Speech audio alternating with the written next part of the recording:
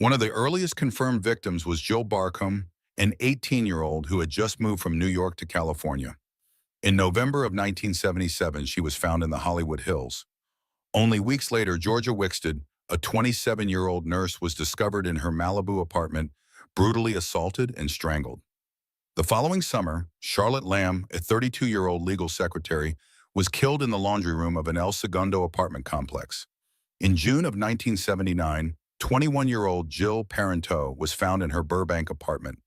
Just a week later, 12-year-old Robin Samso vanished on her way to ballet class in Huntington Beach. Her skeletal remains were found nearly 2 weeks later in the San Gabriel Mountains. Each case carried haunting similarities. Victims were young women or girls often approached in ordinary settings, then attacked in isolation. They were strangled, sometimes beaten, and often posed in disturbing ways after death.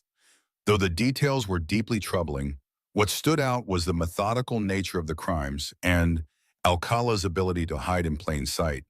While families mourned, Alcala continued to live openly, even appearing on television, presenting himself as nothing more than a quirky bachelor.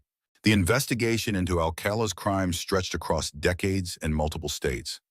In the Robin Samso case, a witness placed a curly-haired man with a young blonde girl near the site where Robin's body was later found.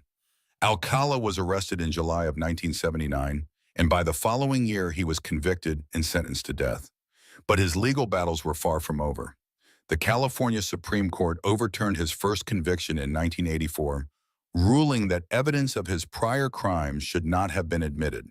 A second trial in 1986 led to another conviction and another death sentence, but again the case was overturned due to procedural errors. Meanwhile, advances in forensic science began to catch up with him. In the early 2000s, a state law required Alcala to provide a DNA sample.